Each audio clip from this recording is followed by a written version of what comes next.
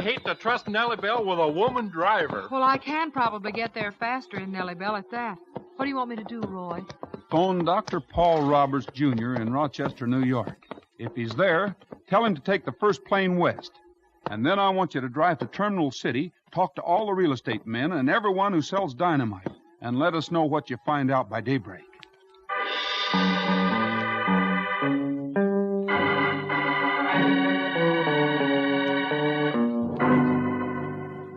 But it's true, Mr. Roberts. I talked to your son by phone.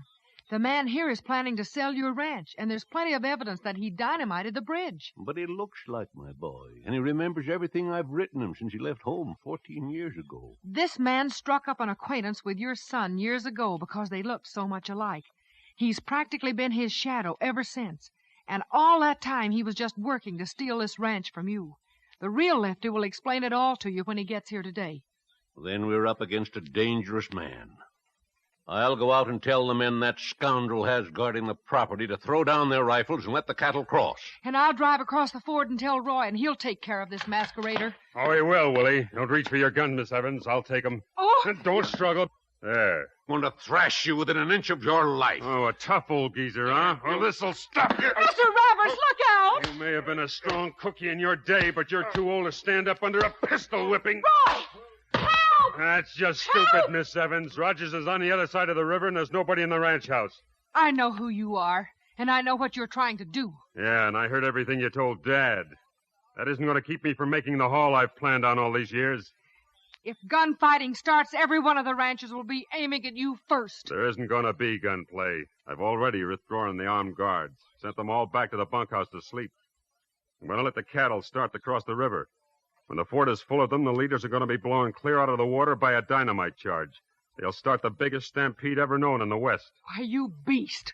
If 5,000 head stampede, it'll take the men all day to calm them down and round them up again. Sure, and the herds will be so mixed up that it'll take them another week to separate them.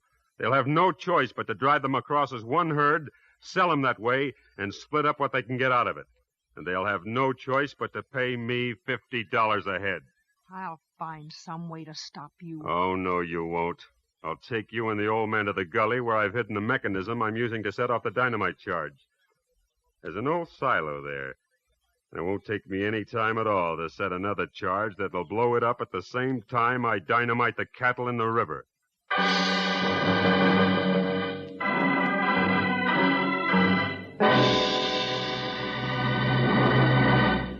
How about 'em, how about 'em, how about those grape nuts flakes? How about those grape nuts flakes? How about 'em, how about 'em, How about those grape nuts flakes? They are so good, good for you too. The 2-minute energy works for you. So how about 'em, how about 'em, how about grape nuts flakes? Yep, how about those grape nuts flakes? Take an old hand's advice, partners. Tomorrow when you roll out of your bunk, corral a bowl full of that great energy-giving cereal, Grape Nuts Flakes. Grape Nuts Flakes are called the Great 2-Minute Energy Cereal because 2 minutes after you polish off a bowlful, their powerhouse whole wheat energy starts to go to work for you. That's the kind of quick energy you fellers and gals need. You'll go for Grape Nuts Flakes sugar-roasted flavor.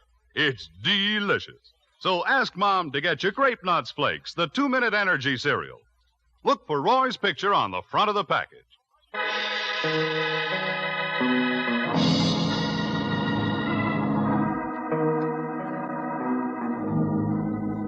The man Paul Roberts thought was his son is an imposter, a heartless, desperate criminal. And as the first streaks of dawn flecked the eastern sky, Roy and Pat once more crossed the ford onto the Saddle Rock Ranch, the milling cattle behind them, restless and eager to start their journey. I can't imagine what's happened to Dale. She should have been back by now. Boy, can't hold the men off much longer, Roy. Well, Lefty's evidently called off his guards for the time being at least. I'll go on up to the ranch house and try once more to make a reasonable deal with him. Oh, why don't you just let me do the talking this time, Roy? No, Pat. In fact, I don't even want you to come with me. What? I want you to follow those 2 wires on the ground. Well, my gosh, Roy, there are 2 wires.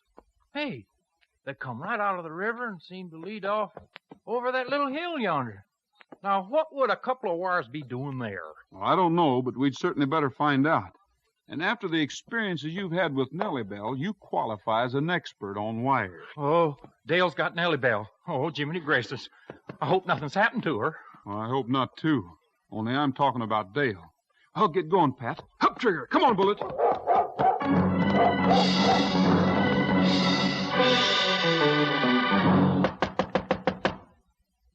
Old man Roberts ought to be up and around even though Lefty's still asleep. I can't imagine Lefty sleeping when I told him we were going to start to cross at sunrise. All right, Bullet, what are you trying to tell me? Quiet now. Hey, you act like you've picked up a scent that you know. What's this? Tire tracks, and Nellie Bell made 'em. And if Dale stopped here and then drove off, it's mighty strange that we didn't meet her at the river. And if neither Lefty nor Mr. Roberts is in the ranch house... Come on, Trigger, Bullet. We've got to follow those Jeep tracks.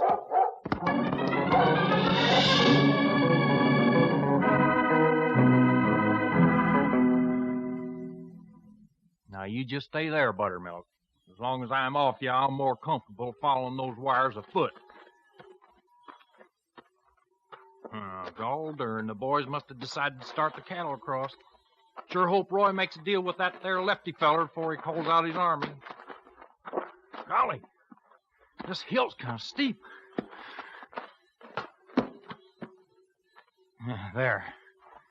Hey, what's that guy doing in the gully? My gosh, it's Lefty Roberts. And hey, there's Nellie Bell, parked over there by that old silo. Hey, Lefty, what are you up to? Oh, it's you, Brady. Who gave the order for those cattle across the river?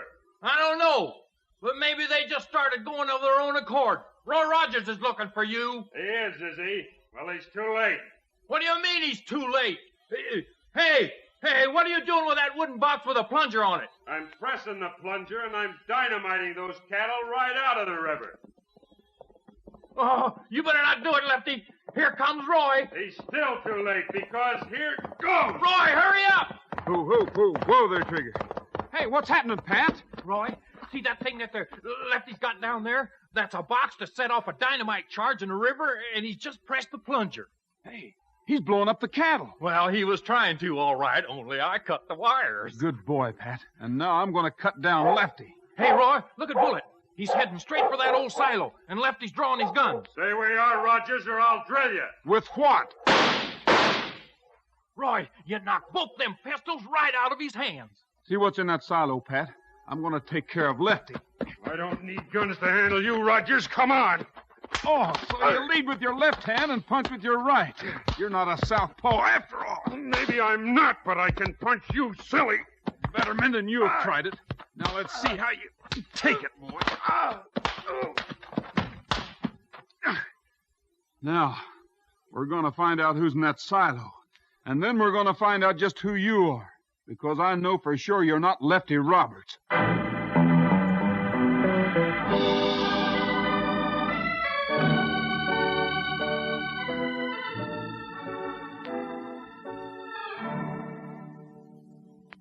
There's enough evidence to send him up for the rest of his life, Dr. Roberts, particularly with you staying for the trial. Well, I'm staying longer than that, Dale. Dad's recovering in nice shape, but, well, he's lonesome, and he ought to have someone to help him manage the Saddle Rock. And I guess the Paradise Valley folks could use another doctor, couldn't they? We could sure use one like you, Lefty. And a southpaw pitcher will come in mighty handy next summer, too. Yeah, you bet. Say, Doc, maybe Jeeps are a little out of your line, but my Nellie Bell's got a sort of a cough. I was wondering what you'd prescribed in a case like that. You know, Roy and I were talking about that cough when you drove up, Pat. Yeah, and the doctor suggested if there was a high enough cliff in the neighborhood. Now, wait a minute. Which hand did he say that with?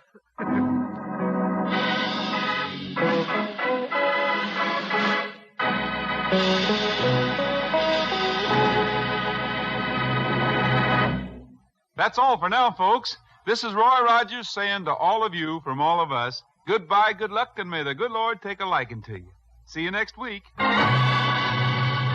Happy trails to you until we meet again. The Roy Rogers Show was brought to you tonight by Post Grape Nuts Flakes, the great 2-minute energy cereal. Grape Nuts Flakes is the cereal Roy likes best for strength and energy. Look for the picture of Roy and Trigger on the front of the package. The Roy Rogers Show can be heard again next week at this same time with Pat Brady, Dale Evans, and the king of the cowboys himself, Roy Rogers. An Art Brush production written and directed by Fran Van Hartesveld with music by Milton Charles. Remember what Roy Rogers says, Post Sugar Crisp is the cereal treat that's fun to eat. Roy's right, fellas and gals. As a cereal, it's dandy, with milk or cream. For snacks, it's so handy, or you can eat it like candy right out of the box. Post Sugar Crisp is excitingly new, deliciously different. Nourishing puffed wheat, candy coated with honey and sugar. Ask Mom to get Post Sugar Crisp in the big red, white, and blue box with the 3 bears on the front tomorrow. This is Art Ballinger speaking for Post Grape Nuts Flakes. Stay tuned for the latest news brought to you by Log Cabin Syrup.